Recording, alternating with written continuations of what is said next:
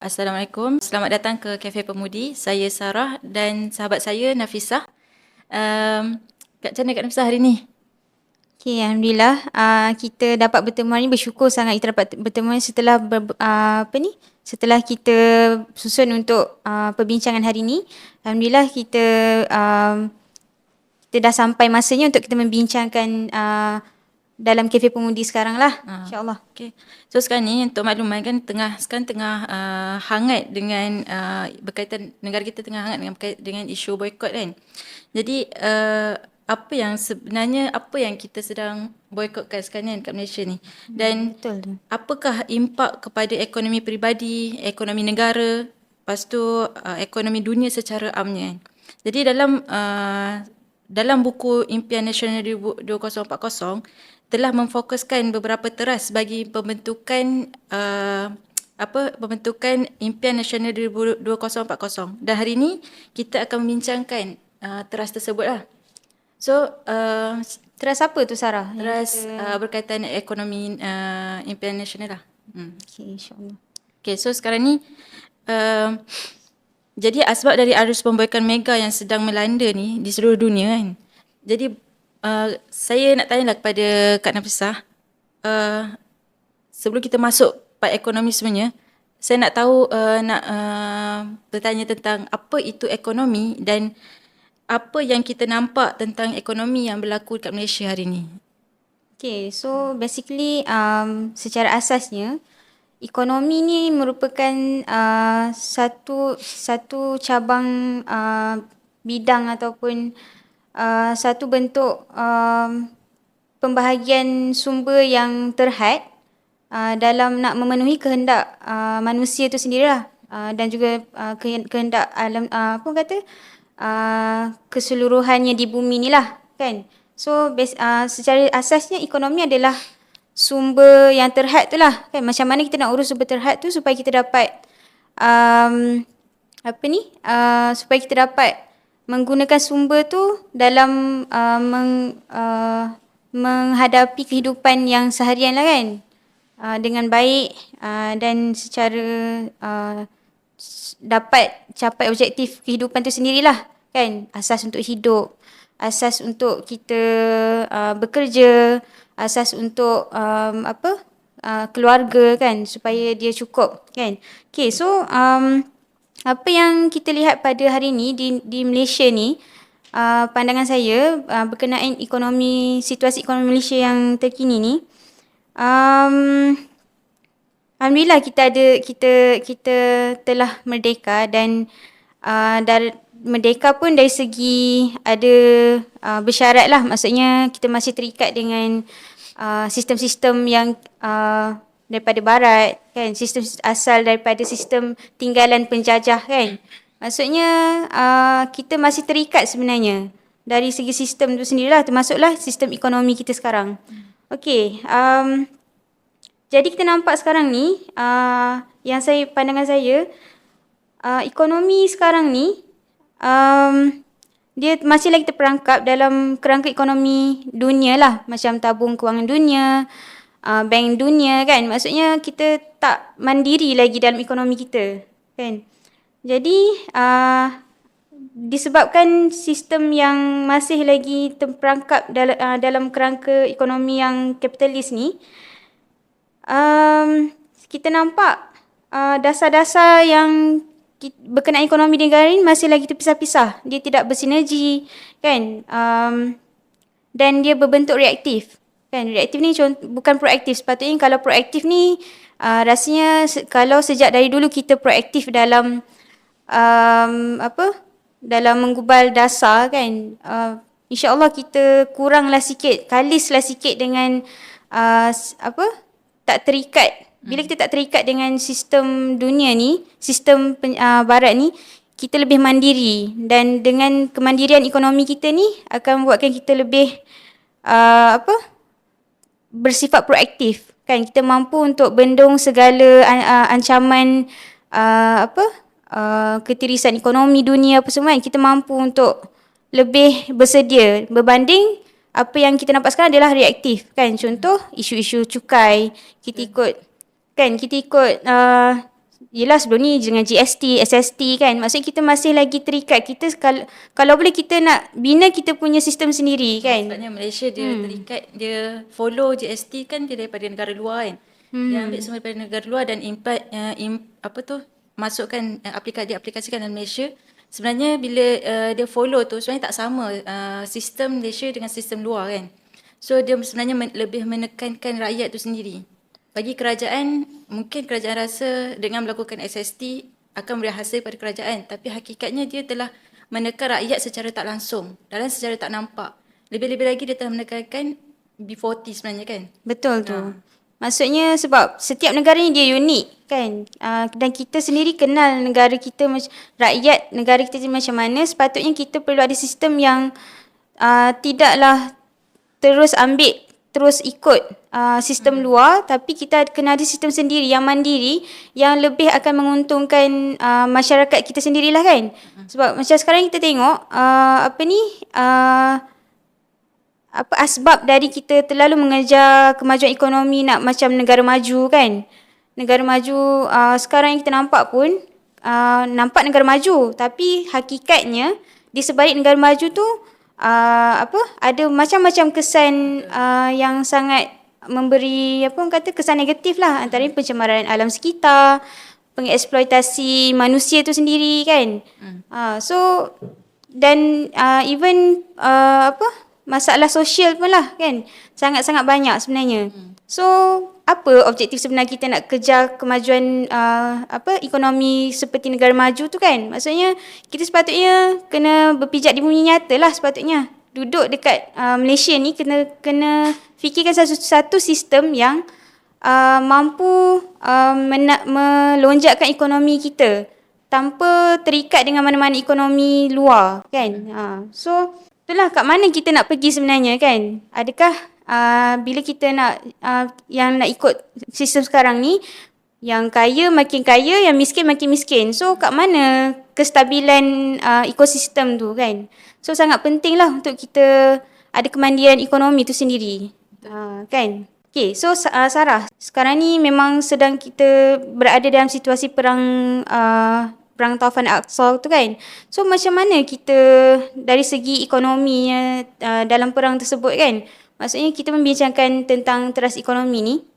Jadi apakah kita tengok sikit yang berkaitan dengan ekonomi dalam apa yang kita ibrah, apa yang hikmah yang kita boleh ambil dan apa yang kita boleh kaitkan. Okay, so kita nak tengok apa yang kita boleh kaitkan tentang topik hari ni dengan isu Taufan Aqsa sekarang ni.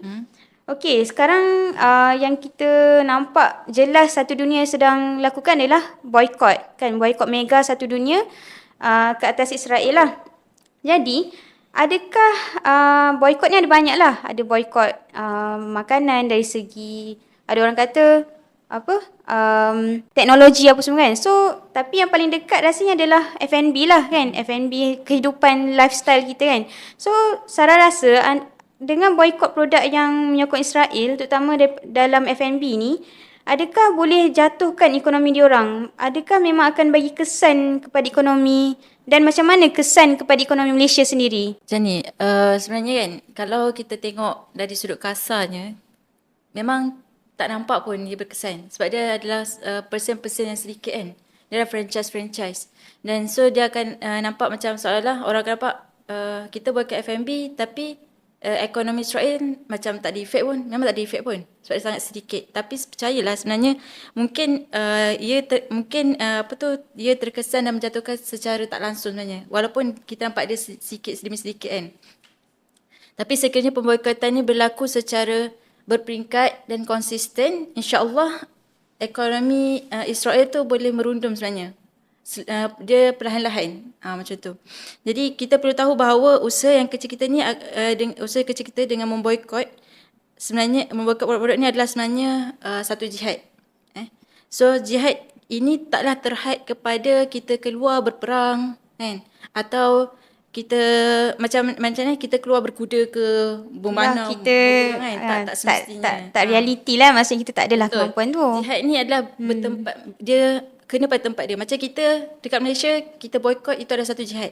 Nah, so jihad juga berlaku pada dimensi yang pelbagai seperti ekonomi, jihad dari sudut ekonomi, pendidikan. Betul. Dengan jihad tu kita boleh mempertahankan identiti Melayu, Islam tu sendiri. Sebagai Betul. contoh, pemulauan ekonomi oleh kerajaan Islam terhadap Portugal. Membawa kepada kelumpuhan ekonomi Portugal pada tahun 1641. 1641 kan. So begitu juga dengan kita. Jika kerajaan Malaysia sekarang membuat polisi berkaitan pemulauan ekonomi terhadap Israel, mungkin ia juga mampu melumpuhkan ekonomi Israel itu sendiri. Okey.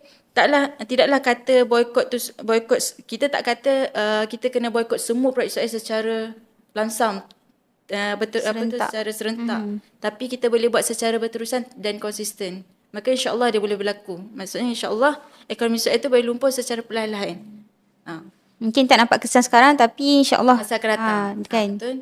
So sekarang ni pun anak-anak pun dah boleh tahu barang ni kalaulah kerajaan tu buat polisi, buat guideline kan. Mungkin generasi akan datang boleh tahu produk ni produk Israel, produk ni produk yang menyumbang kepada Israel, so boleh elak kan.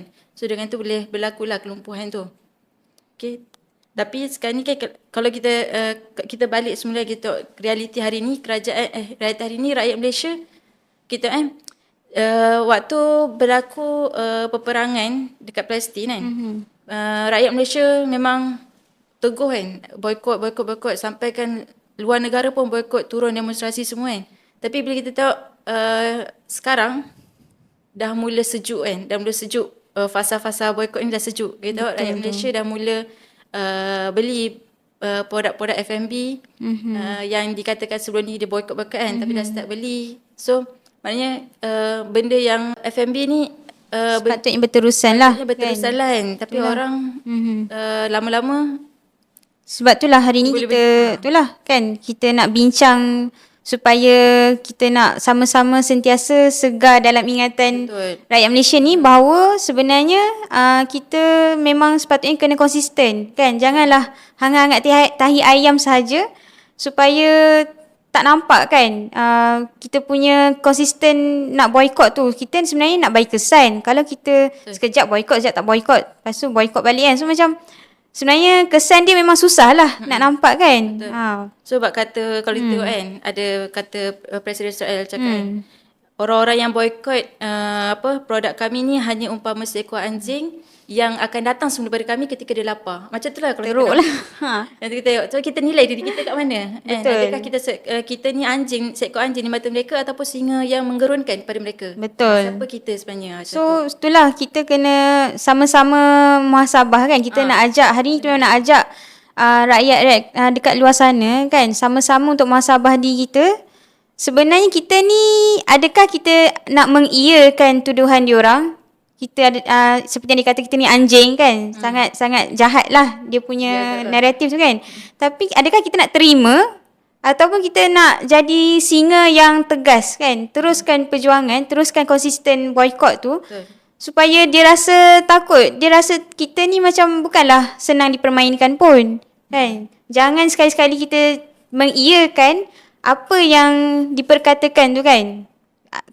Kecuali kalau anda sendiri yang nilai lah diri sendiri kan. Kita harap semua orang bersepakat lah untuk terus boikot supaya betul-betul dapat bagi kesan lah akhirnya kepada ekonomi Israel ni. Okay, bagi menjawab kesan kepada ekonomi Malaysia ni adalah, kalau kita tengok tindakan boikot kita buat kat Malaysia ni mampu memberi impak yang besar kepada syarikat sesuai perniagaan makro terutama sekali lah. So lebih-lebih lagi jika jika syarikat tu menggajikan pekerja ataupun mendapatkan barang mentah daripada luar kan, daripada dalam negara ataupun luar negara lah. Jadi apa yang jelas kat sini, kerajaan mempunyai kewajipan sebenarnya untuk melindungi semua unit perniagaan. Sebab kita tak naklah orang kata macam sebab sekarang kita nampak kerajaan senyap kan. So isu boikot ni macam ni, rakyat contoh lah, kita boikot ni contoh, kita boikot Starbucks. So pekerja-pekerja Starbucks berhenti contohnya kan. So apa nasib pekerja contoh. Tu contoh yang saya nak sebut dari sudut pekerja lah. Jadi apa Jadi dengan kerana sebab macam ni. Okey, kerajaan perlu melindungi semua unit perniagaan di Malaysia kerana mereka sebenarnya sebab kita ni kita membayar cukai, betul tak? Jadi kita berhak mendapat perlindungan kerajaan. Jadi hal ini memerlukan peranan pemerintah kerajaan itu sendiri untuk memberikan arahan mengenai aksi boikot tu. Aksi boikot yang akan mengganggu iklim bisnes ke depan sebenarnya. Jadi pemerintah harus mengeluarkan arahan yang jelas. Harus mengeluarkan arahan yang jelas dan atau daftar produk yang diboikot. Apa je produk yang kita kena boikot dan yang kena Maksudnya boikot. kita buat senarai. Ha. Maksudnya senarai pada produk apa yang sebenarnya menyumbang ataupun ada hubungan. Maksudnya kat sini kerajaan kena peranan lah. Terangkan dekat rakyat, maksudnya keluarkan list apa produk yang kita boikot, yang perlu tak beli kan, dan apa alternatif lain. Contoh, tak nak beli Milo boleh beli benda lain. Maksudnya kita bagi produk-produk alternatif tu. Sebenarnya yang produk alternatif tu adalah untuk membantu Ekonomi rakyat kita tempatan sendiri, produk-produk ekonomi tempatan juga. kan. Betul. Macam contoh boikot produk ni kita boleh ganti dengan produk lokal. Sebenarnya dia boleh membangunkan kemajuan ekonomi rakyat kita juga. Macam tu. Setuju? Dia tak adalah kita boikot. Kita boikot ni untuk jatuhkan Israel, bukan untuk jatuhkan ekonomi negara kita. So kita boikot Israel, kita boikot produk yang menyokong dan produk Israel. Dan waktu sama kita sebenarnya memberi peluang dan ruang alternatif baru untuk perniagaan lokal membangun dengan lebih rancak lagi dia punya produk supaya rakyat lain dapat beli Produk alternatif. lain lah. Contoh. Betul tu. Maksudnya kalau macam ada pekerja-pekerja yang mudahnya ada pekerja yang hilang pekerjaan tapi sebenarnya kerajaan ni boleh menyusun supaya inilah masanya untuk terus merancakkan industri perniagaan-perniagaan dalam industri tempatan ni sendiri kan. Contoh macam Ramli kan. Maksudnya pekerja McD dia dah tak ada ni kan, dah terpaksa diberhentikan.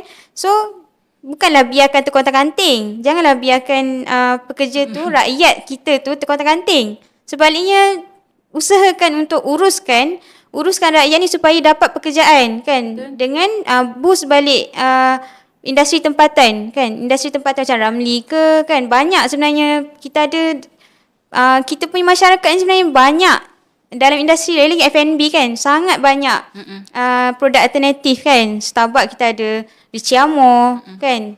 Kita ada macam-macam kedai kopi yang sedang bercambah kan. So kenapa tidak kita terus ambil peluang ni untuk terus gencarkan perniagaan tersebut dan bagi peluang pekerjaan yang baru kepada orang yang telah hilang pekerjaan. Janganlah biar terkontang-kanting kan.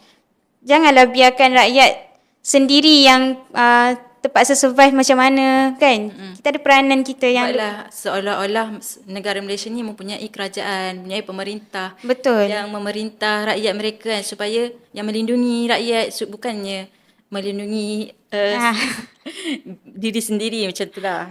Betul. So inilah masanya dan kalau macam saya boleh tambah sikit berkenaan penggiat-penggiat industri ni kan. Inilah masanya untuk ambil peluang untuk tonjolkan produk kita, untuk kembangkan aktiviti perniagaan tu supaya kita dapat bersaing kan. Maksudnya okey rakyat Malaysia sekarang ni adalah produk alternatif yang lebih baik daripada yang sebelum ni kita selalu pergi beli tu kan. So maksudnya inilah masa untuk promote betul-betul, untuk promosikan betul-betul produk tempatan tu kan. So kita sebenarnya ada peranan masing-masing lah, individu. Maksudnya kesedaran diri sendiri tu kan. Kemudian pemain industri tu sendiri kan. Dan juga kerajaan lah sepatutnya yang paling-paling kita harapkan untuk menjaga kebajikan rakyat ni kan. Janganlah biar terkontang-kanting je rakyat ni kan. Siapa lagi kita nak harapkan, betul tak? Betul. Kan, so contoh macam isu yang terkini dalam boikot ni kan macam sebenarnya hangat kan. Lepas tu tiba suam-suam kuku. Sekarang ni ada isu yang terkini adalah isu McDonald saman BDS. kan, boycott, divestment and sanction tu kan, Malaysia punya lah kan, bukanlah yang dunia. Maksudnya sampai bila kan kita nak, apa orang kata, kita sepatutnya berperanan untuk apa orang kata, memberikan gambaran yang jelas sebenarnya kepada masyarakat kita kan. So sampai bila kita nak asyik sama menyaman kan, penat dengan mainan politik kan. Bila kita punya negara ni nak kembangkan ekonomi sendiri kan, nak mandiri sendiri kan. Okay. Kak Nafsa, mungkin daripada tadi isu berkaitan boykot tu kan, mungkin Kak Nafsa boleh kongsikan macam mana boykot yang berlaku pada zaman Rasulullah, dan mungkin boleh jadi boleh jadi cadangan ke, boleh jadi Kita apa? maksudnya boleh jadi macam ni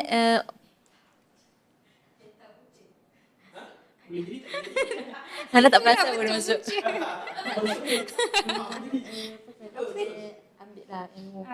Maksudnya kita ambil ibrah lah, ambil apa, Mungkin pelajaran daripada sejarah-sejarah lama. Mungkin Kak Nafisa boleh kongsikan isu boykot, mungkin Kak Nafisa boleh kongsikan boykot yang pernah berlaku pada zaman Rasulullah dan ada ibrah di sebalik tu. Okay, so sebenarnya boykot ni, dalam kita boykot lagi-lagi untuk apa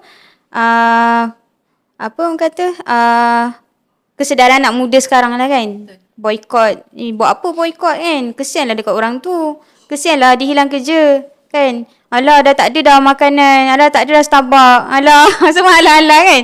So macam ni kita kena cari balik, kita kena ajak anak-anak muda kita untuk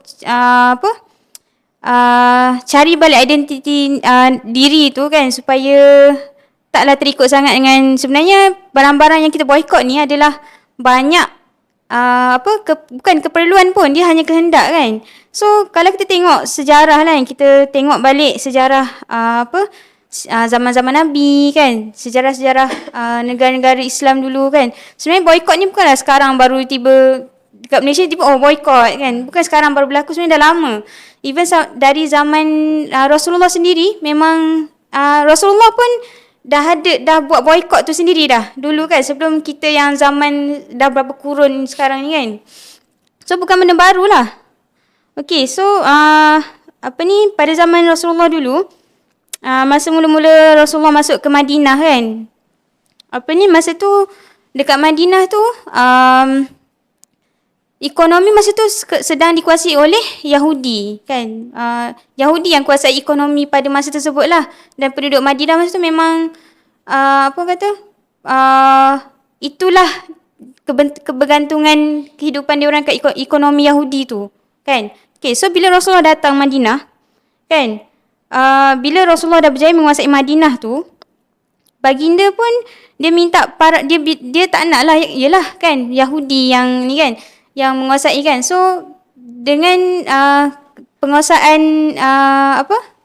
Islam di Madinah pada masa tu, Rasulullah pun ajak beberapa sahabat yang hebat, yang pakar dalam perniagaan ni, dalam bidang ekonomi ni, seperti Abdul Rahman bin Auf, Uthman bin Affan kan, Abu Bakar Siddiq dan lain-lain lah. So Rasulullah ajak sahabat-sahabat ni untuk bina dan ganti penguasaan Yahudi ni kan. Yelah, kita ada kepakaran sendiri, so kita boleh bina kan. Rasulullah cakap bina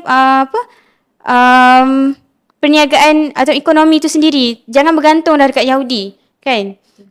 Okay, so pada masa tu Rasulullah mengatur langkah dengan masa tu Rasulullah siapkan satu kawasan lapang yang dekat dengan masjid sebagai supermarket Madinah. Maksudnya ni apa yang kita boleh cuba aplikasikan lah, kita untuk macam kita cuba untuk mula kan. Inilah cara yang Rasulullah buat. Maksudnya Rasulullah sediakan satu tempat lapang untuk umat Islam berniaga kat situ kan, menjalankan aktiviti ekonomi kat situ. Bahkan baginda juga dia alihkan tumpuan masyarakat Arab daripada pasar Yahudi ke kaum muslimin, ke pasar kaum muslimin tu kan, supaya dapat orang kata gencarkanlah ekonomi pada masyarakat Islam pada masa tu. Dan selain daripada itu, Rasulullah juga pernah kenakan sekatan ekonomi terhadap kaum Quraisy. Maksudnya benda ni adalah memang satu tindakan yang sangat-sangat perlu supaya kita dapat kembalikan kembalikan kegemilangan Islam tu sendiri, kan? Kita tak nak lah. Yelah, kenapa nak biar musuh Islam yang menguasai, kita lah kena buat, kan? So ni adalah cara Rasulullah yang pernah buat dulu. Dan banyak lagi sebenarnya, bukan dua kisah ni je. Banyak lagi kisah-kisah zaman sahabat dulu dalam boykot tadi, kan? Kemudian tadi macam Sarah ada sebut tentang masyarakat Muslim buat pemulauan ekonomi terhadap Portugal tu, kan? Tu pun sejarah, betul tak? Kan? Dan yang paling dekat lah lagi dengan isu Taufan Al-Aqsa ni, kan?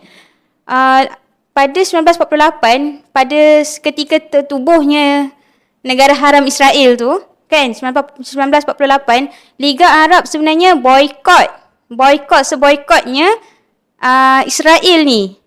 Sebenarnya permulaan dia adalah memang diorang boykot. Negara-negara dalam Liga Arab memang boykot sejak 1948, boykot negara Israel. Okey, pada masa tu Liga Arab tubuhkan satu biro khas untuk boykot ni, sampai dia betapa kuatnya nak boykot ni, sampai diorang tubuhkan satu biro khas yang bernama Central Boycott Office, kan? Untuk memang betul-betul untuk memantau. Dia ditubuhkan khas untuk pantau senarai-senarai syarikat Israel ni. Supaya tak berurusan, dan juga syarikat yang multinational yang berurusan dengan Israel. Memang betul-betul boykot. Okey, dan fasa yang primary boykot Liga Arab ni terhadap Israel adalah dalam peringkat negara sendiri, ya. Pada masa tu, polisi negara Arab ni, diorang memang boykot Israel dalam bentuk hubungan ekonomi. Dan macam-macam lah, diplomasi apa semua tak ada. Memang boykot betul. Dan secondary pula adalah Liga Arab ni, dia boykot, dan sebenarnya yang paling bagi kesan adalah boykot syarikat-syarikat yang ada hubungan dengan Israel. Maksudnya walaupun syarikat tu bukan daripada negara Israel, daripada negara lain, tapi dia ada hubungan dengan Israel, pun diboykot. Dan itu sangat-sangat memberi kesan yang besar lah kepada ekonomi Israel pada masa itulah. Okey, 1948, kan? So, ni sebenarnya kita tengok graf lah, kan? Graf kalau kita boleh cari, kan? Dan saya dapat makluman berkenaan graf Gross Domestic Product GDP Israel ni, menurut kajian Iris Institute lah, kan? Menurut kajian diorang, graf menunjukkan graf GDP yang ni ni memang graf GDP Israel, memang sejak 1948 sehingga 1993 dia nampak macam flat tau. Maksudnya nampak tak terlalu rancak lah dia punya graf tu, kan. Cumanya pada 1970 dia mula naik sikit-sikit. Sebab 1970 tu Mesir mula ada sedikit normalisasi lah. Ada mula usaha normalisasi dengan Israel. Dan pada masa itu juga Perancis dan negara Eropah dah mula sekat. Maksudnya diorang dah mula ambil action, ambil peranan untuk halang kempen boykot ni oleh Liga Arab ni lah. Sebab itulah mulanya proses normalisasi tu. So 1970 tu graf dia mula menaik sikit. Dan 1993 setelah perjanjian Oslo yang bersetuju untuk two-state solution tu, two-state solution tu bukan sekarang, memang dari dulu, barulah mencanak naik dia punya graf GDP tu. Maksudnya kat sini, bila boykot tu memang kita dah tak pandang, orang dah tak percaya kita boykot ni. Bila macam tadi dia cakap anjing, kan, datang balik kat tuan, kan. Bila kita mengiyakan apa yang dia cakap tu, maksudnya kita akan merancakkan balik. Graf tu pun akan jadi graf yang sama dekat Malaysia, kan. So maksudnya kita tak naklah Malaysia ni penyebab graf tu kita nak supaya dia turun balik kan.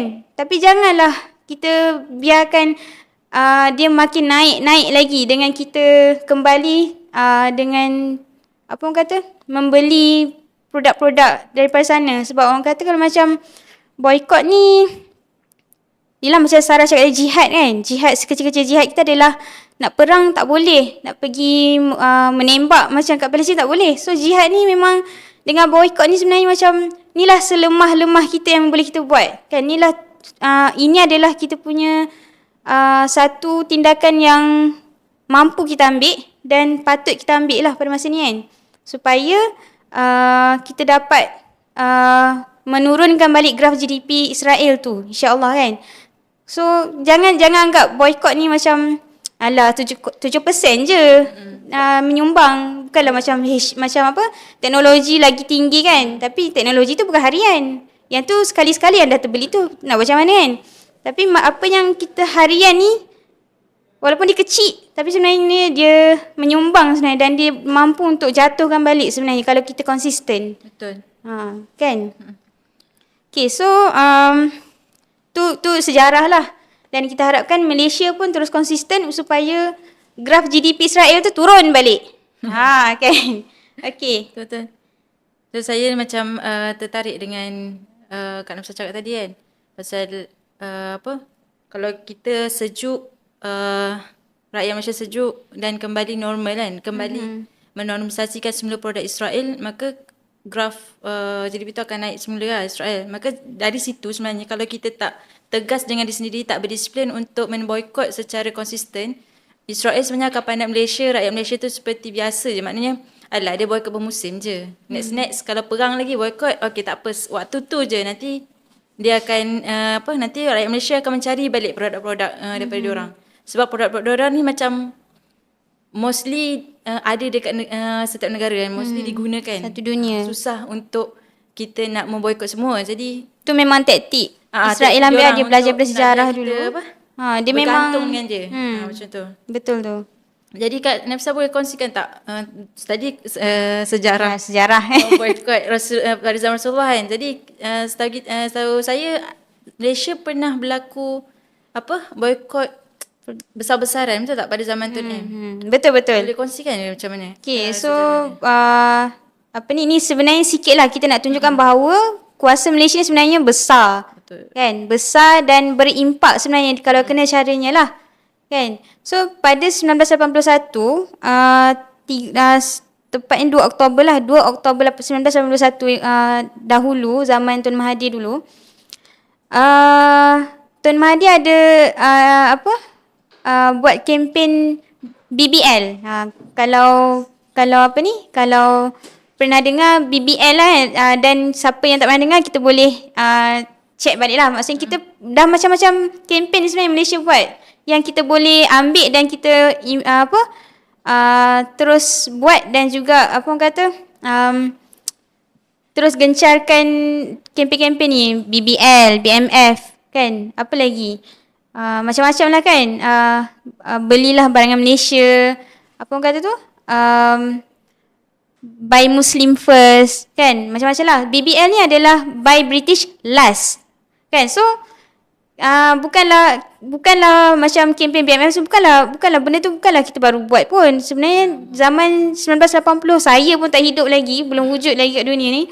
Sebenarnya kita dah buat berjaya tundukkan kuasa dunia kepada Malaysia dengan kempen buy British last ni kan. Pada masa tu Tun Mahathir dia memang buat buy British last ni, polisi buy British last ni di peringkat negara lah maksudnya kan. Maksudnya bukanlah macam sekarang ni kita tengok NGO yang buat kan, BDS, apa lagi, GSPP kan. So peringkat negara mana, dan kita pernah buat sebenarnya, dan memang dunia pernah tunduk kepada Malaysia kan, terpaksa tunduk kepada Malaysia lah. Sebenarnya kalau lebih kuat tu bila kerajaan mainkan peranan. Ya, betul. Kalau setakat NGO, setakat tu je lah. Betul. Dia pergi macam waktu Tun M buat tu. Maksudnya bila kita melibatkan peringkat negara ni, dasar negara tu sendiri, dan polisi-polisi yang yang sangat kuat kan. Maksudnya sebenarnya dia sangat-sangat memberi kesan kepada perjuangan tu sendirilah kan. Kalau sekadar mengharapkan NGO ni memang ada impak tapi tak sekuat impak, tak sebesar impak yang dilakukan oleh negara sendirilah, peringkat negara sendiri kan.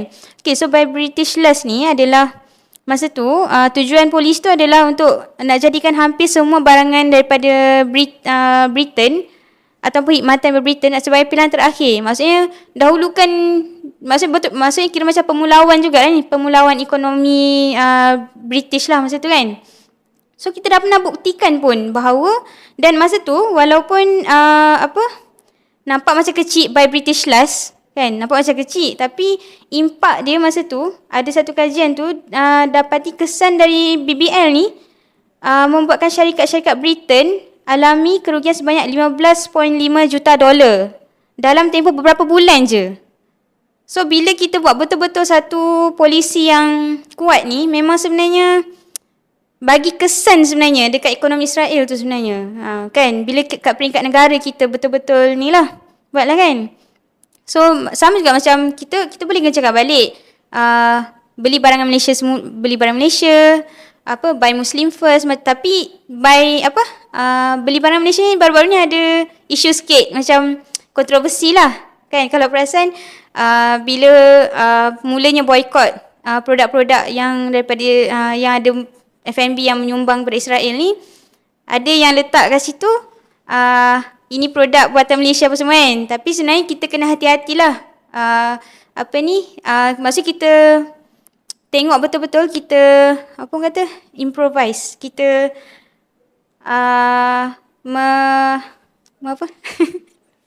Nak cakap nak improvise campaign tu lah contoh. tambah baik. Nak kita tengok balik, kita boleh tengok balik, buat balik campaign-campaign yang bagus tu kan, by BMF, by Muslim First, beli barangan Malaysia semua tu. Tapi kita sebagai rakyat, kita memang kita tengok lah sebab dah ada kontroversi macam tu kan, provokasi macam tu. Maksudnya memanglah produk buatan Malaysia, tapi kita tengok juga ada tak menyumbang. Maksudnya kita betul-betul kaji dululah sebelum senang-senang nak terpedaya barang murah kan. So dekat situ kita boleh giatkan lagi di peringkat peringkat NGO ke apa, kita boleh giatkan balik usaha tu. Dan yang paling penting sebenarnya peringkat negara macam by British Last tu kan, kita boleh buat balik kan, by Israel Last ke kan, bill kan. So kita boleh fikirkan ke arah tu sebagai tindakan polisi negara sebenarnya. So sekarang ni itulah, kat situlah kita boleh buat lah sebenarnya. Sebenarnya benda ni boleh kalau contoh sebenarnya BMF kan, benda ni boleh berlaku, boleh macam ni dilaksanakan dengan baik insya-Allah sekiranya kerajaan sekiranya rakyat sendiri kan. Contoh rakyat buat produk lokal kan, mestilah kena buat maksudnya orang biasa pilih yang luar sebab dia rasa itu yang terbaik, faham tak? Kononnya lah. Kononnya tapi sebenarnya rakyat Malaysia pun boleh improvise juga sebenarnya produk-produk dia. Maksudnya dari sudut branding ke apa ke. Betul. Sebab rakyat Malaysia banyak rasa low profile dengan bila dia nak berlawan dengan bersaing dengan produk luar, dia akan rasa low profile. Sebenarnya rakyat Malaysia perlu rasa bangga dan rasa yakin dengan branding sendiri, and then maksudnya kita boleh maju atas negara kita sendiri dengan cara negara kita sendiri, faham tak? Dengan sistem betul kita tu.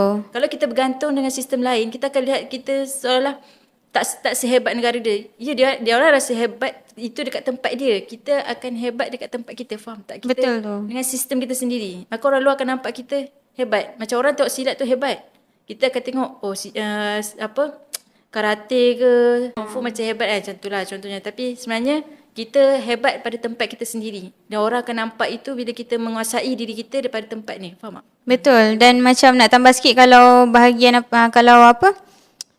macam Israel kan, kenapa orang rasa produk dia hebat? Orang kata produk dia hebat kan, nampak hebat. Yelah, teknologi, siapa boleh orang kata tandingi kan. Macam semua orang satu dunia bergantung pada teknologi, dan teknologi tu Israel yang buat kononnya lah. Padahal formula dulu awal-awal dulu daripada cendekiawan Islam. Kan, diorang itu diorang tak nak cakap. Diorang cuma kan. Lagi satu, nampak hebat, nampak gah. Tapi akhirnya apa yang seperti yang berlaku pada awal-awal perang Taufan Aqsa sebelum ni, Hamas dengan kekuatan sendiri yang orang nampak macam like tak ada siapa, diorang Hamas tu macam diorang ada teknologi ke kan? Tak tahu tiba-tiba Boleh buat. habis semua teknologi, habis semua aset-aset ketenteraan, habis semua aset-aset negara Israel tu sekelip mata hilang. So mana gahnya? So kenapa kita nak kata produk je gah? So sebenarnya produk Israel sebenarnya tak gah pun. Dan kita sebenarnya kalau kita betul memberdayakan sumber kita sendiri, Betul. orang-orang kita sendiri, orang kita sebenarnya hebat kan. Kita gunakan sumber kita, mereka. kekuatan sumber manusia kita, sumber negara kita sendiri, sumber asli semua kan. Sebenarnya kita pun mampu sebenarnya teknologi apa semua memang kita mampu, dan sebenarnya tanpa sedar banyak syarikat-syarikat pemula dekat luar sana, industri teknologi ni sebenarnya banyak yang ada banyak idea dan sebenarnya di peringkat luar pun diiktiraf kan. Adalah beberapa contoh kan, boleh rasanya ramai yang tahulah. Dan kalau kita fokus pelaburan untuk syarikat-syarikat macam ni, kita memang akan sebenarnya lebih ke depan pun kan. Kita mampu sebenarnya, tapi sebab kita terus pandang luar kan, so kan macam tu lah. Betul. Okay, so Sarah, sekarang ni kita dah cerita tentang ekonomi Malaysia, situasi apa semua kan. Isu boykot, sejarah-sejarah boykot semua kan. So, sebenarnya pandangan Sarah lah, sebenarnya ekonomi dekat Malaysia ni sebenarnya apa solusi kita sebenarnya? Okay. Kita boleh buat. Okay, untuk menyebut pasal solusi, sebenarnya dari awal dan akhir tadi kita dah ada sebut-sebut tentang Sikit-sikit. solusi sikit-sikit. Cuma kat sini Sarah nak nak simpulkan lah secara keseluruhan. Sebenarnya jika semua main peranan yang betul, maka ekonomi kita ni boleh berdiri di atas kaki sendiri sebenarnya. So contohnya industri, kalau kita ada 3 benda sebagai solusi ni. Pertama, industri, kedua pengguna, ketiga kerajaan. Okay, untuk industri perlu mengambil peluang secara maksimum dalam negara. Yang kedua, sebagai pengguna kita perlu perlu menyokong idea-idea Produk tempatan. produk-produk tempatan dan sebagainya. Yang ketiga, kerajaan perlu memberi peluang kepada rakyat untuk memajukan produk-produk mereka sendiri. Okey, so untuk solusi dari bahagian teras, daripada bahagian teras 4 ekonomi buku bina ni, InsyaAllah, saya ambil 3 lah daripada keseluruhannya. Pertama, membangunkan kebolehan tempatan dalam bidang strategi, iaitu gunakan sumber ekonomi negara secara maksimum. Yang kedua, memanfaatkan sumber hasil bumi dan pengupayaan tenaga secara optimum, iaitu gunakan atau manfaatkan kepakaran individu lah masing-masing secara sepenuhnya. Yang ketiga, mendefinisikan semula matlamat ekonomi negara yang lebih holistik, iaitu kita perlu ada ekonomi yang mandiri dan bukan sekadar mengharapkan ekonomi luar dan bukan bergantung pada orang lain lah, iaitu berdiri pada kaki sendiri. Okey, saya nak mengajak anda semua dengan 11 tuntutan daripada berjasa. Okey, pertama, Palestin pasti merdeka. Kedua, hidupkan roh pejuang. Ketiga, cakna isu Palestin. Keempat, sokongan padu. Kelima, boykot secara konsisten dan berterusan. Keenam, desakan demi desakan kepada kerajaan ataupun pihak-pihak tertentu. Ketujuh, gerakan bebaskan Palestin. Kelapan, teruskan bersolidariti. Kesembilan, tidak iktiraf negara Israel. Kesepuluh, isi petisyen. Dan ke-11 adalah sumbangan. InsyaAllah, semoga dengan seruan ini kita sebagai rakyat Malaysia dapat melaksanakan tanggungjawab sebagai umat Islam kepada saudara-saudara kita di Palestin, insyaAllah. Alhamdulillah, selesai sudah perbincangan hari ini. InsyaAllah kita akan jumpa lagi pada next Cafe Pemudi bersama-sama dengan panel seterusnya, insyaAllah. Assalamualaikum. Waalaikumsalam.